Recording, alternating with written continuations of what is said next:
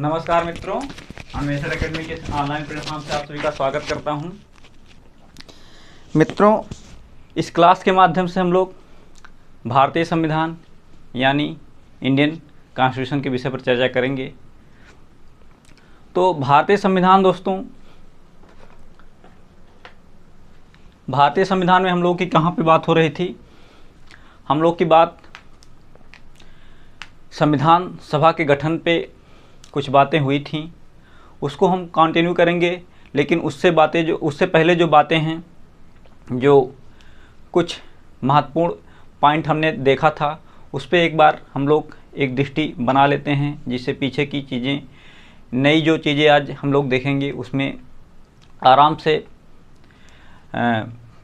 क्रमागत जुड़ जाएं। तो आइए देखते हैं। संविधान में दोस्तों हम लोग की बात संविधान सभा के गठन पर चल रही थी। उससे पहले हम लोग एक बार रिवाइज करते हैं।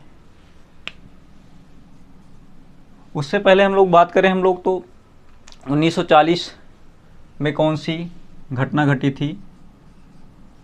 1940 में दोस्तों द्वितीय विश्व युद्ध का दौर होता है, और इसी द्वितीय विश्व युद्ध में लॉर्ड लिथगो के द्वारा ब्रिटिश, जो उस समय की भारतीय राष्ट्रीय कांग्रेस होती है, उसके पास एक प्रस्ताव रखा जाता है, और उस प्रस्ताव के माध्यम से इनके द्वारा, जो उस समय के गवर्नर लिथगो साहब होते हैं, यह कहते हैं कि आप लोग द्वितीय विश्व युद्ध में सपोर्ट कीजिए, और इस सपोर्ट यानी जो द्वितीय विश्व युद्ध चल रहा था, उस युद्ध के बाद आप लोग का जो संविधान है, वह संविधान सभा के माध्यम से संविधान निर्माण की प्रक्रिया पूरी कराई जाएगी, और इस प्रक्रिया में जो आपका स्वराज यानी संप्रभुता, आपकी समृद्धि है, उसको आप लोगों को दे दिया जाएगा। लेकिन दोस्तों, इनकी अटखेलियाँ पहले भी भारतीय देख चुके थे, और इन बातों को जो इनके द्वारा भारतीय राष्ट्रीय कांग्रेस के पास प्रस्ताव रखा जाता है, इसको नकार दिया जाता है। तो इससे दोस्तों 1940 में स्पष्ट हो जाता है कि कहीं ना कहीं जो अंग्रेज थे यानी ब्रिटिश थे, उनके द्वारा कहीं ना कहीं से वो लोग कमज़ोर पड़ रहे थे, और जिससे भारतीयों का सहयोग लेने के लिए उसके बदले संविधान निर्माण की मंजूरी इनके द्वारा प्रदान की जाती है। लेकिन कैसे प्रदान की जाती है? अप्रत्यक्ष तौर से यानी अस्थायी तौर पर संविधान निर्माण की मंजूरी प्रदान की जाती है। कब? 1940 में। यहाँ पे क्वेश्चन कैसे बनेगा? यहाँ पे क्वेश्चन ऐसे बनेगा कि सर्वप्रथम संविधान निर्माण की मंजूरी, अप्रत्यक्ष मंजूरी कब मिलती है? तो ऑप्शन उसमें आपको दे दिया जाए, एक में 1938, 1940, 1942, 1946। तो ऑप्शन कौन सा सही हो जाएगा दोस्तों? 1940। तो ये तो बात रही हम लोग की 1940 की। वहीं नेक्स्ट हमने देखा था 1942 की, कुछ बातें देखी थी। 1942 में दोस्तों हम लोग ने देखा था, इस समय 1942 की जो बात हुई थी, इस समय की जो विश्व में जो महान शक्तियां होती हैं, यानी अमेरिका, ऑस्ट्रेलिया, चीन जैसी महान शक्तियां होती हैं, यह शक्तियां उभर कर उस समय विश्व में सामने आती हैं, और रह पाती हैं कि भारत जैसे देश को ब्रिटेन द्वारा गुलाम बनाकर रखा गया है। और इन शक्तियों के द्वारा ब्रिटेन के पास वहाँ के जो प्रधानमंत्री होते हैं विंस्टन चर्चिल, उनके द्वारा, इन तीनों देशों के द्वारा उनके पास एक संदेश दिया जाता है कि इस राष्ट्रमंडल में भारत जैसे देश को भी आज़ाद रहने का अधिकार है। और 1942 में चुनाव होता है, जिसमें विंस्टन चर्चिल 1942 के बाद 1942 से 45 के बीच में चुनाव होता है, 45 में चुनाव होता है। उस 45 के चुनाव में विंस्टन चर्चिल और एक सर क्लीमेंट एटली, एक ओर से विंस्टन चर्चिल जी एक पार्टी से, दूसरे ओर से सर क्लीमेंट एटली जी इस चुनाव में खड़े होते हैं, जिसमें विंस्टन चर्चिल जी हार जाते हैं, और सर क्लीमेंट एटली जी इस जीतते हैं और ये प्रधानमंत्री के दावेदार होते हैं। और इनके द्वारा ही एक 1945 में कैबिनेट मिशन का प्लान किया जाता है। उस कैबिनेट मिशन प्लान में 3 सदस्य होते हैं। और कौन कौन से सदस्य होते हैं, यहाँ से भी क्वेश्चन पूछता है कि कैबिनेट मिशन प्लान में जो कैबिनेट मिशन भारत आया था उसमें कितने सदस्य थे। 3 सदस्य थे। कौन कौन थे? एक थे लॉर्ड पैथिक लॉरेंस जो कि अध्यक्ष के रूप में थे, एक थे सर स्टेफर्ड क्लिफ्स, एक थे एबी अलेक्जेंडर जी। तो तीनों सदस्य का नाम आप लोग ध्यान दीजिएगा, यहाँ से क्वेश्चन भी बनते हैं। तो 1942 की बातें कुछ थी, जिसमें 1942 में कहा गया जब उन महाशक्तियों के द्वारा दबाव बनाया जाता है तो इसमें प्रत्यक्ष रूप से, इसमें तो अप्रत्यक्ष रूप से संविधान निर्माण की मंजूरी प्रदान की गई थी, लेकिन क्रिस मिशन के माध्यम से यह मान लिया जाता है कि भारतीयों को संविधान, पूर्ण रूप से मान लिया जाता है कि भारतीयों को संविधान निर्माण करने दिया जाए। तो हम 1942 में कह सकते हैं दोस्तों कि अंग्रेज शासन द्वारा यह पूर्ण रूप से मान लिया जाता है कि भारत का जो संविधान निर्माण है संविधान सभा के माध्यम से उसको किया देने जाना चाहिए। तो ये तो 42 की बात हो गई। 46 की बातें हम लोग देखी ही हैं। 1946 में कैबिनेट मिशन भारत आता है। कब? मार्च 1946 में कैबिनेट मिशन भारत आता है और इसके सुझाव पर ही संविधान सभा का गठन होता है। संविधान सभा में कितने सदस्य होते हैं? टोटल सदस्यों की संख्या 389 होती है, जिसमें 389 सदस्य में से जो भारत देश है वहाँ से कितने कितने सदस्य लिए जाते हैं इसको हमने देखा था, लेकिन हमारी क्लास इसी के बीच में कुछ समस्या होने के कारण बंद हो गई थी।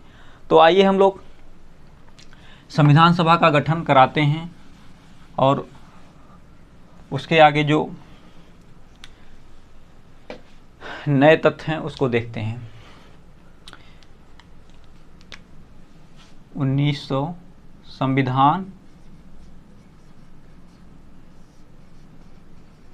सभा गठन। संविधान सभा की गठन की बात करें दोस्तों तो इसमें संविधान सभा में हमने देखा था इसमें जो टोटल सदस्य होते हैं कितने होते हैं? 389। कुल सदस्य संख्या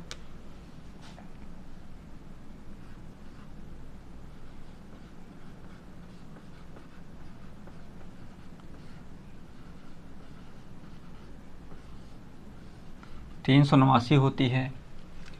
बात इसमें आई थी कि 389 ही क्यों? 389 दोस्तों इसलिए कि जब संविधान सभा का गठन किया गया था तो उस समय भारत की जनसंख्या लगभग 40 करोड़ के आसपास थी और उस 40 करोड़ में हम लोग अगर 10 लाख से भाग दें, 10 लाख यानी उस समय एक सीट के लिए, एक सदस्य के लिए 10 लाख जनसंख्या पर एक व्यक्ति को प्रतिनिधित्व करना था चुनाव के लिए।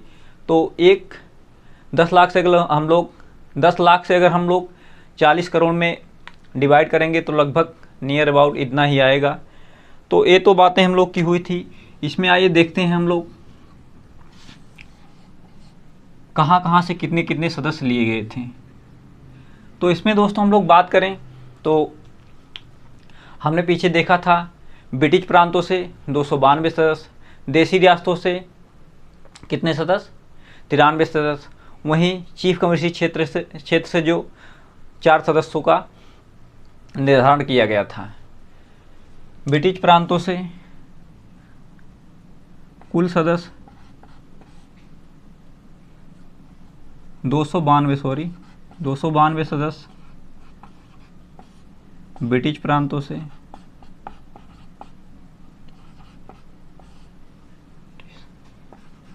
से, जबकि 93 सदस्य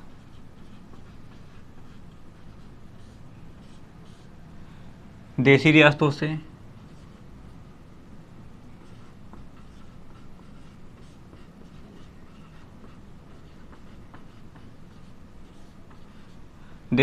से, जबकि 4 सदस्य चीफ कमिश्नरी क्षेत्र से।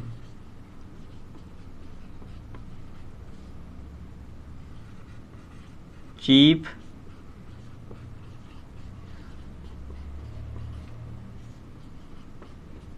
क्षेत्र से, इन चीफ कमिश्नरी क्षेत्र से, यानी जो चीफ कमिश्नरी क्षेत्र है, कहाँ कौन कौन से क्षेत्र आते थे? चीफ कमिश्नरी क्षेत्र का तात्पर्य है दोस्तों, यानी जो इस समय के केंद्र शासित प्रदेश हैं उस समय के चीफ कमिश्नरी क्षेत्र कहलाते थे। क्या कहलाते थे? चीफ कमिश्नरी क्षेत्र कहलाते थे। 1 मिनट।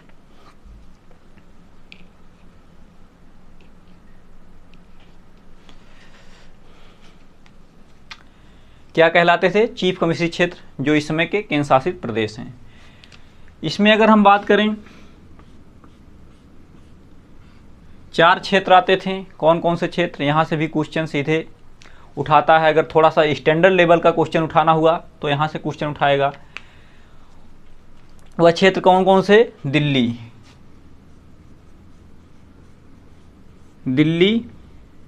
एक था कुर्ग, आजमेर,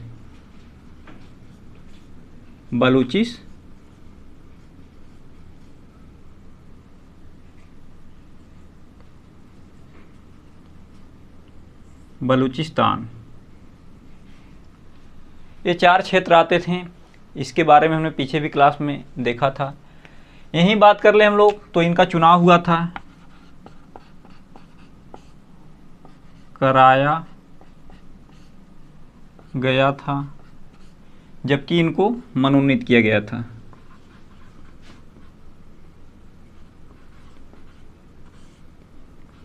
किया गया था, इनको मनोनीत किया गया था। तो हम लोग की यहाँ तक बातें हुई थी। नेक्स्ट देखते हैं। इसमें आप लोग अगर नोट्स बना रहे हों तो एक अच्छा सा ऐसे ग्राफ खींच लीजिएगा।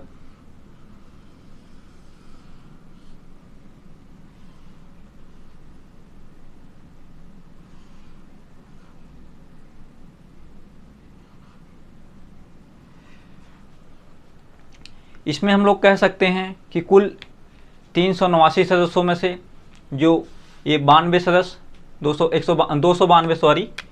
292 इसको कर लीजिएगा,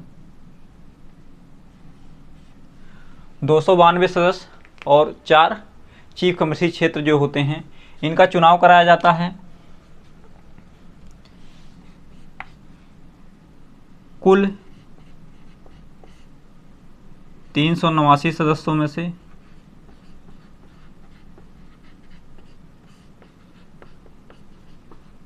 से 296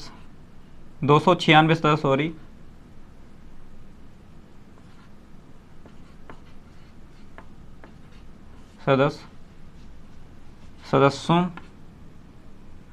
का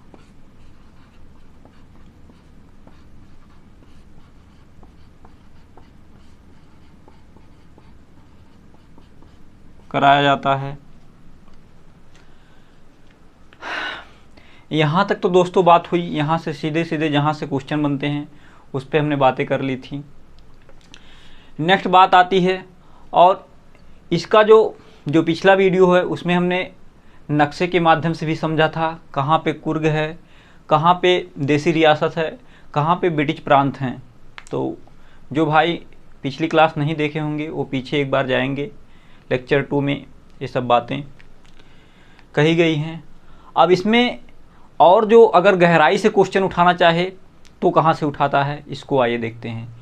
दोस्तों ये तो 292 सदस्य और 4 सदस्य, 292 सदस्य और 4 को मिलाकर 96 सदस्य होंगे।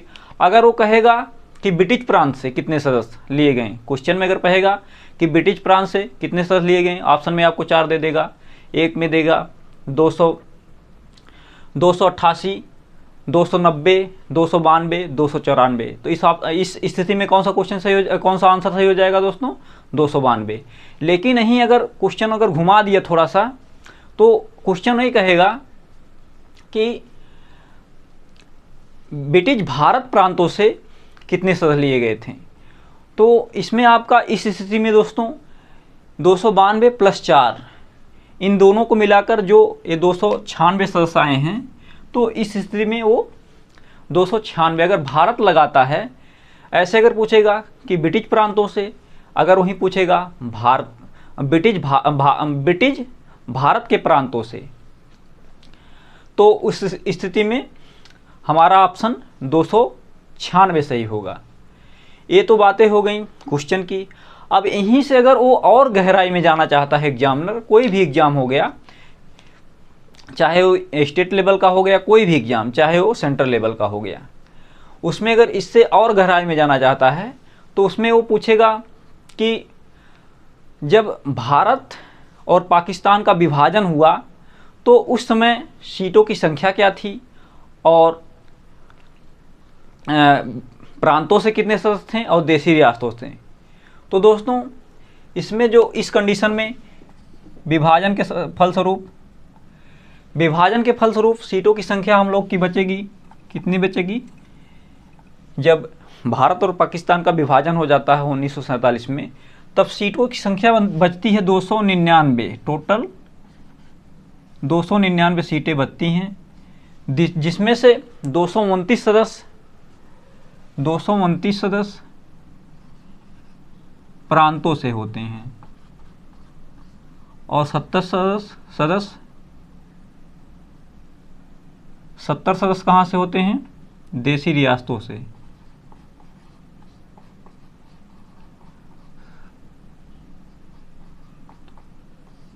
देशी रियासतों से होते हैं। तो बहुत ही इंपॉर्टेंट डाटा है। यहाँ से क्वेश्चन तो बार बार बने हुए हैं, लेकिन ये थोड़ी सी ध्यान देने वाली बातें हैं, इस पे आप लोग ध्यान दीजिएगा। 299 सदस्य की जो बात हो रही है, 299 सदस्य, जब हमारा देश टूटता है, भारत और पाकिस्तान दो खंड में होते हैं, भारत अलग होता है, पाकिस्तान अलग होता है, तो उस समय सीटों की संख्या 299 बचती है, यानी सदस्य संख्या 299 होती है, जिसमें प्रांतों में 229 सदस्य और देशी रियासतों में 70 सदस्य होते हैं। तो ये तो बातें हुई संविधान सभा की, और इसमें जो इम्पोर्टेंट बातें हैं उसको देखते हैं। जब ये दोस्तों चुनाव हो जाता है तो आगे बात आती है कि इस संविधान सभा में किसको कितनी कितनी सीटें मिली, यहाँ से भी क्वेश्चन बनते हैं। बात करें दोस्तों सीटें की, तो 208 सीटें जो है किसको मिलती हैं, उस समय की जो भारतीय राष्ट्रीय कांग्रेस होती है उसको 208 सीटें मिलती हैं। 73 सीटें मुस्लिम लीग को मिलती है, किसको, मुस्लिम लीग को, और 15 सीटें जो अन्य छोटी छोटी पार्टियां होती हैं उनको मिलती हैं। तो आइए इन सब तथ्यों को आगे नोट करते हैं, समझते हुए हर एक बातों को हम लोग नोट करेंगे, जिससे कहीं भी संविधान में कुछ भी छूटे ना, और आप लोग चाहे कोई भी परीक्षा दें, चाहे स्टेट लेवल की हो या सेंट्रल लेवल की, वहाँ पे कोई भी क्वेश्चन डाउट भरा ना रहे।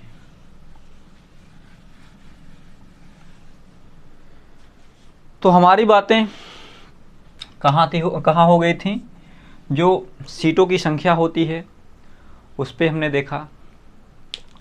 नेक्स्ट बात आती है कि जो ये सीटें थीं कितने जनसंख्या पर प्रति व्यक्ति थी। तो दोस्तों हमने पीछे भी चर्चा की है, 10 लाख जनसंख्या पर एक व्यक्ति को, यानी एक सदस्य को चुनाव लड़ना था। तो आइए इन बातों को नोट करते हैं। 208 सीटें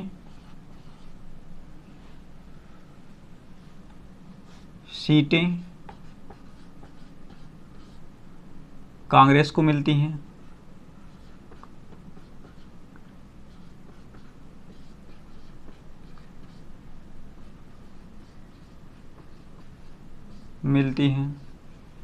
जबकि 73 सीटें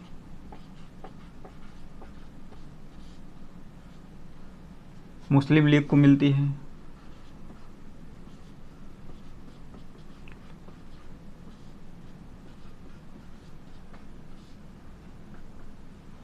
मुस्लिम लीग को मिलती हैं, जबकि 15 सीटें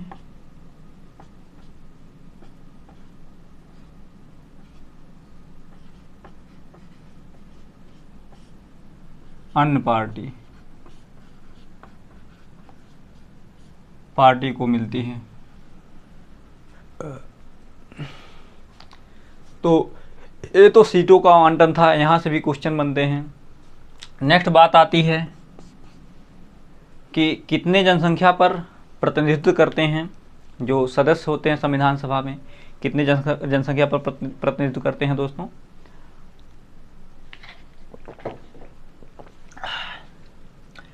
तो बात करें हम लोग इसमें, जिसमें संविधान सभा में कैबिनेट मिशन के माध्यम से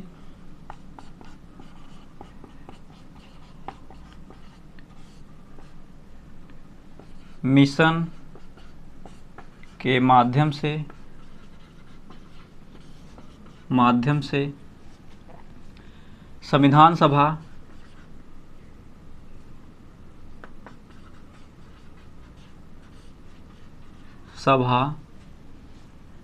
का एक सदस्य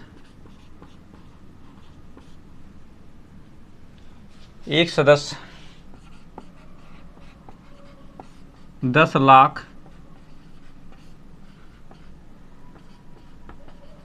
जनसंख्या का प्रतिनिधित्व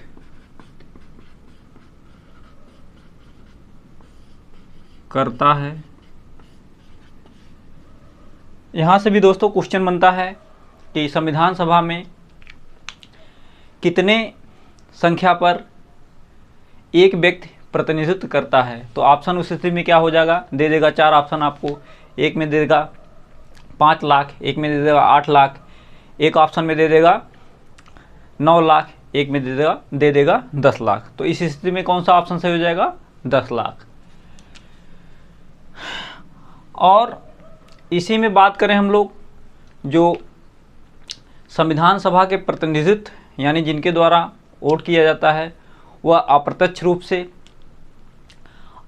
रूप से विधानसभाओं के प्रांतीय विधानसभाओं के सदस्यों के माध्यम से किया जाता है,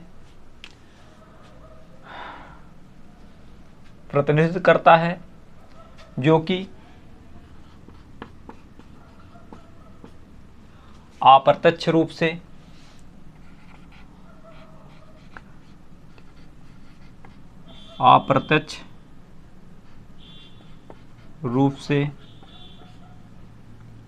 प्रांतीय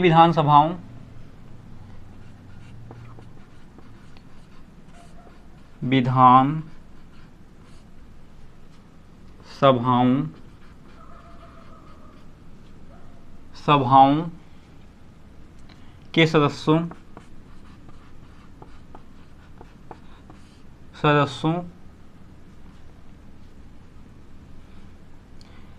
प्रांतीय विधानसभाओं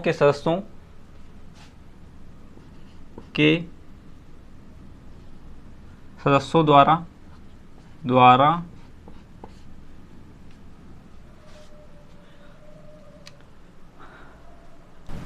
सदस्यों द्वारा होना था। तो दोस्तों ये बात रही जो चुनाव संबंधी। नेक्स्ट बात आती है इसी में कि जब ये संविधान सभा का गठन किया जा रहा था तो उस समय का शासन कैसे संचालित किया जा रहा था। तो दोस्तों इस समय शासन जो है, सितंबर 1946 की बात है, नेहरू जी के नेतृत्व में एक 14 सदस्यीय अंतरिम सरकार का गठन किया जाता है, यानी टेम्पोररी सरकार का गठन किया जाता है। और इसी अंतरिम सरकार के माध्यम से उस समय का शासन को संभाला जाता है। तो क्वेश्चन यहाँ से भी बनता है कि जब संविधान सभा का गठन किया जा रहा था तो किस के माध्यम से सरकार चलाई जा रही थी। तो ऑप्शन में दे देगा आपको 4 ऑप्शन दे देगा, जिसमें जवाहरलाल नेहरू जी होंगे, क्योंकि इन्हीं के द्वारा, इन्हीं के नेतृत्व में एक प्रांतीय सरकार का गठन किया जाता है और इसके उपाध्यक्ष नेहरू जी होते हैं। तो हम लोग लिख सकते हैं कि संविधान निर्माण के समय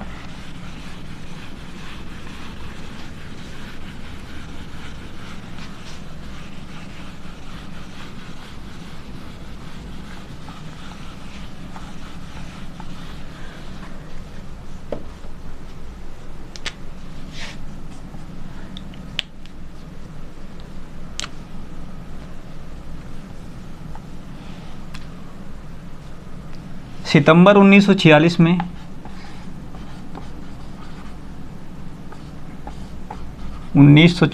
में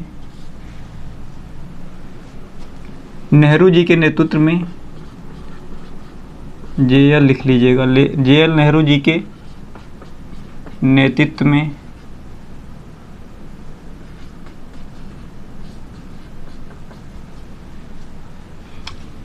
एक 14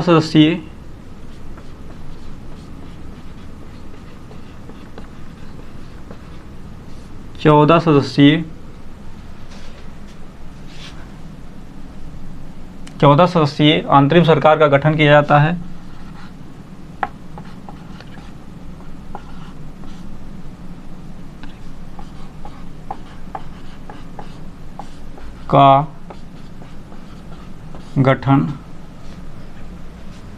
जाता है।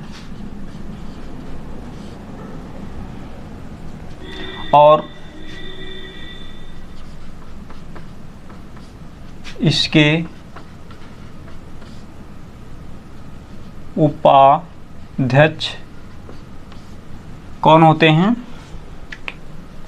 उपाध्यक्ष JL नेहरू जी होते हैं।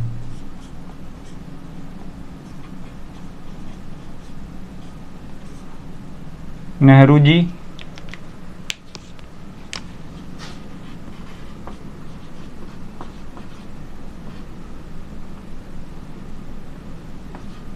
होते हैं। तो संविधान सभा के गठन में हम लोग की इम्पॉर्टेंट बातें हो रही हैं। नेक्स्ट कड़ी में लें अगर हम लोग, तो नवंबर 1946 में दोस्तों संविधान सभा का गठन हो जाता है और इस गठन के फलस्वरूप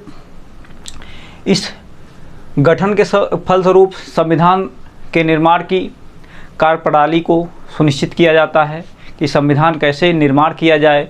जब गठन हो चुका, मतलब चुनाव हो चुका, सीटें किसको मिली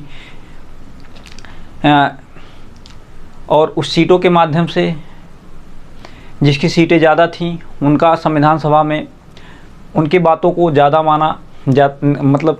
मानने का निर्णय लिया गया था। यानी जिनके तरफ से जितनी जनता होगी, जितनी जनता के द्वारा बातें रखी जाएंगी, जिनका सपोर्ट ज़्यादा होगा, उन्हीं के माध्यम से उनकी बातें विचार विमर्श के माध्यम से पहले वरीयता दी जाएगी।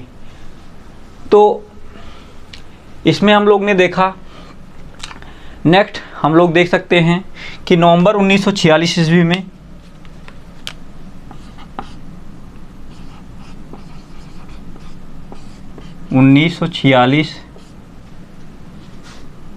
को संविधान सभा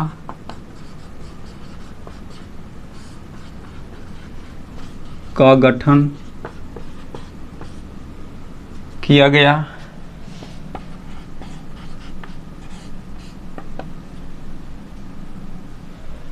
संविधान सभा का गठन किया जाता है। अब संविधान सभा के गठन के फलस्वरूप दोस्तों संविधान सभा की कार्यप्रणाली की चर्चा आती है। यानी हम लोग की नई हेडिंग जो होगी संविधान सभा की कार्यप्रणाली, यानी संविधान सभा के माध्यम से संविधान निर्माण की प्रक्रिया आगे बढ़ती है, जिसमें हम लोग देखेंगे इसमें कुल 12 अधिवेशन और 165 बैठकें होती हैं। 12 कुल क्वेश्चन बनेगा कि कितने अधिवेशन हुए थे, तो चार ऑप्शन आप लोगों को दे दिया जाए, जिसमें दे दिया जाए 8, 9, 10, 11। अगर इस तरह क्वेश्चन पूछता है कि संविधान सभा का अधिवेशन हुआ था, उसमें ऑप्शन अगर 12 नहीं दिया है तो उस स्थिति में आप 11 टिक करेंगे। लेकिन अगर ऐसे पूछता है कि संविधान सभा में कुल कितने अधिवेशन हुए थे, कुल अगर शब्द लगाता है तो 12 हो जाएगा, कुल शब्द नहीं लगाता है तो 11 अधिवेशन हुए थे। तो इन सब छोटी छोटी बारीकियाँ जो हैं उसको आप लोग ध्यान रखते हुए टॉपिक को कवर करिएगा, क्योंकि एग्जामिनर उसी चीज़ को उठाता है जहाँ से बच्चे गलती करते हैं। तो हम लोग को वो चीज़ें जो बारीकियाँ हैं उनको कतई भी नहीं छोड़ना है, क्योंकि दोस्तों एक एक नंबर एग्ज़ाम में जो है जब किसी का एक नंबर से रुकता है, पॉइंट से रुकता है तो बहुत दुख होता है। और वो गलती क्या हम लोग करते हैं कि कोई भी क्वेश्चन हुआ, कोई भी सब्जेक्ट हुआ, उसको हम लोग थोड़ा सा हल्के में लेकर पढ़ते हैं तो समस्या खड़ी होती है। जो भी सब्जेक्ट पढ़िए आप लोग पूरे दिलों और दिमाग से पढ़िए, तो चीज़ें एकदम से क्लियर होती जाएंगी और आपका जो माइंड होगा उसमें आपकी मेमोरी में सारी बातें रखी रहेंगी और समय पे आपका दिमाग भी काम करेगा। तो दोस्तों ये तो बात हो गई हम लोग की। आगे देखते हैं संविधान सभा की कार्यप्रणाली कैसे काम करती है संविधान निर्माण की।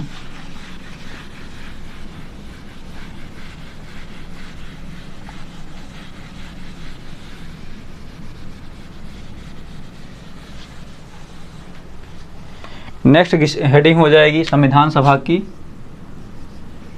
कार्य संविधान सभा की कार्यप्रणाली।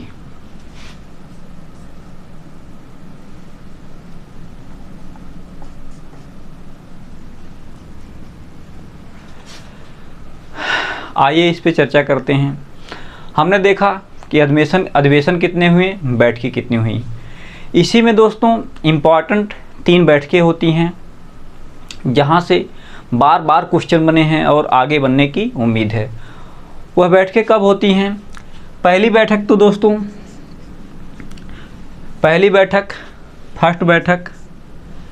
फर्स्ट बैठक जो होती है 9 दिसंबर 1946 को होती है। कब?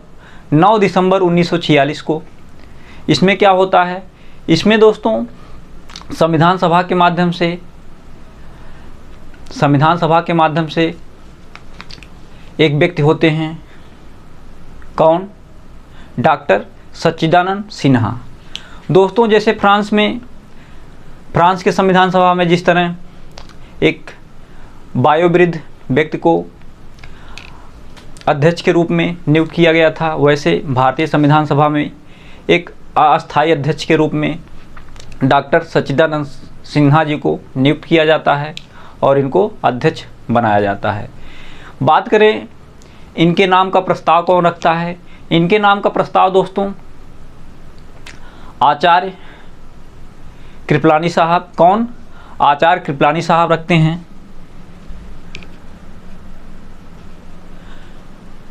आचार्य कृपलानी के नाम का प्रस्ताव रखा जाता है पहली बैठक में। और बात करें हम लोग पहली बैठक में तो ये बातें रहती हैं। नेक्स्ट वहीं अगर हम बात करें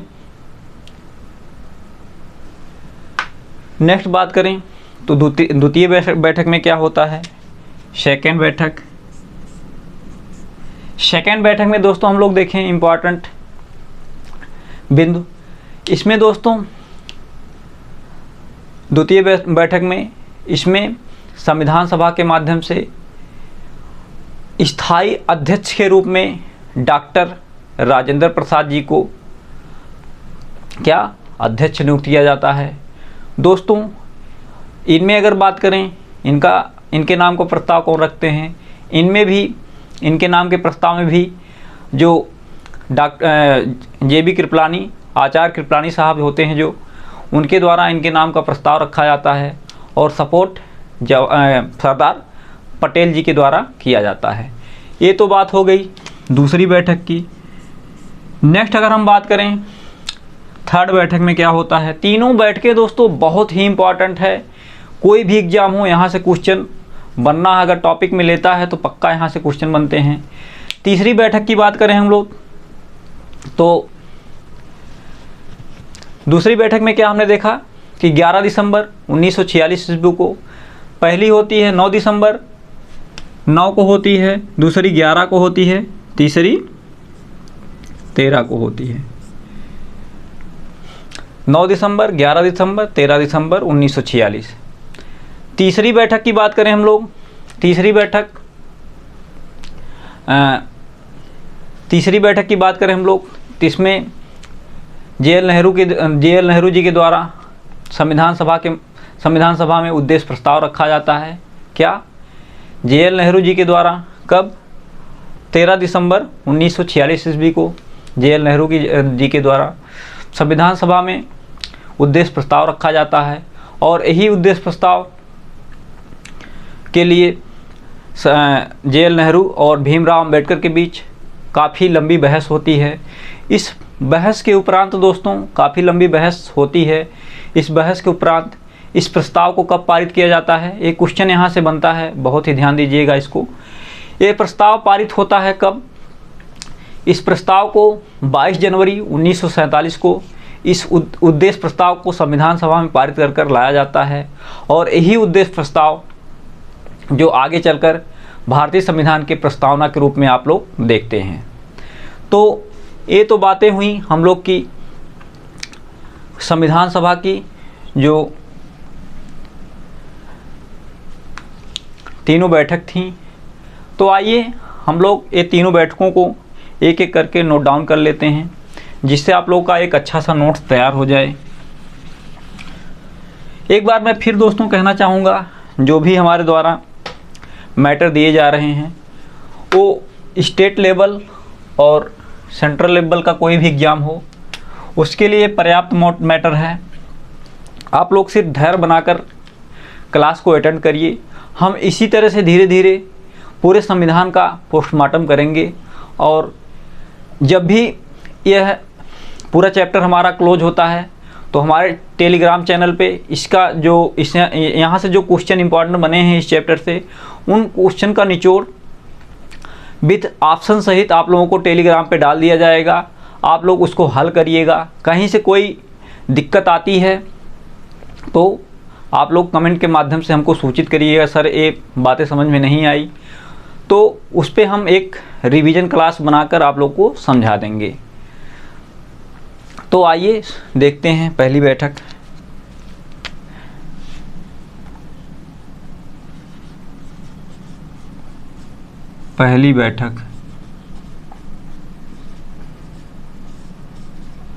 पहली बैठक की दोस्तों बात करें कब होती है? 9 दिसंबर 1946 को डॉक्टर सच्चिदानंद सिन्हा जी को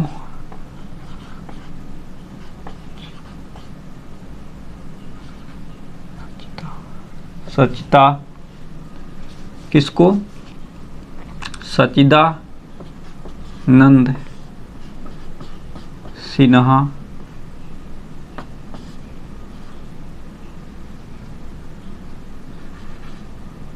जी को अस्थायी अध्यक्ष नियुक्त किया जाता है।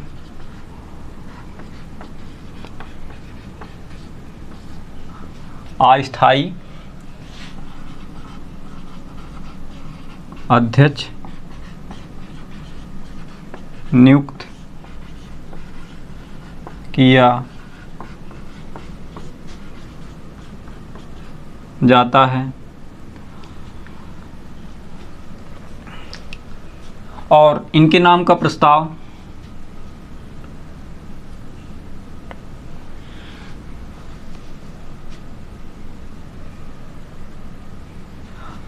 एक चीज़ और जोड़ सकते हैं इसमें, इनको अध्यक्ष नियुक्त किया जाता है और इस बैठक में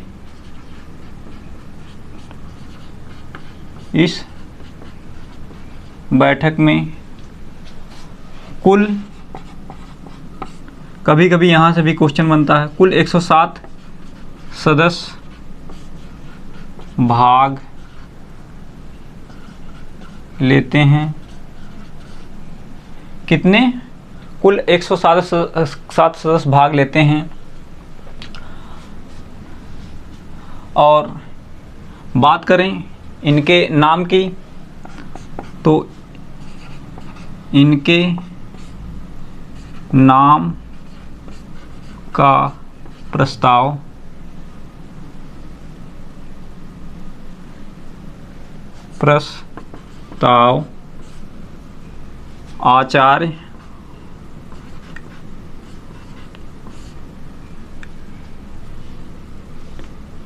आचार्य कृपलानी के द्वारा रखा जाता है।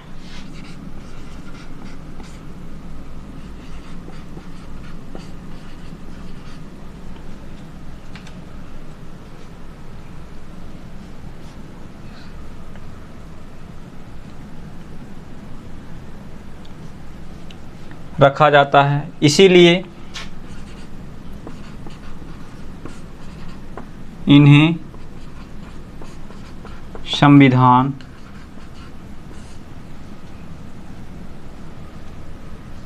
इन्हें भारतीय संविधान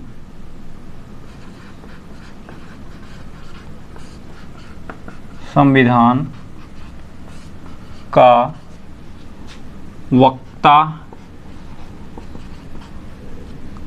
वक्ता कहा जाता है।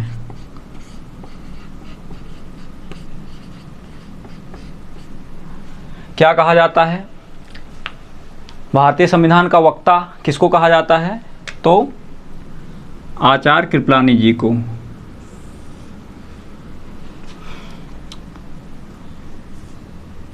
भारतीय संविधान का वक्ता। इसमें जो बातें इम्पॉर्टेंट हैं उनको हम अंडरलाइन कर देते हैं। 9 दिसंबर 1946 को पहली बैठक होती है। अध्यक्ष कौन नियुक्त होते हैं? अस्थायी अध्यक्ष नियुक्त किया जाता है। किसको? सच्चिदानंद सिन्हा जी को। ये तो दोस्तों बात रही हमारी पहली बैठक की। देखते हैं सेकंड बैठक में क्या होता है।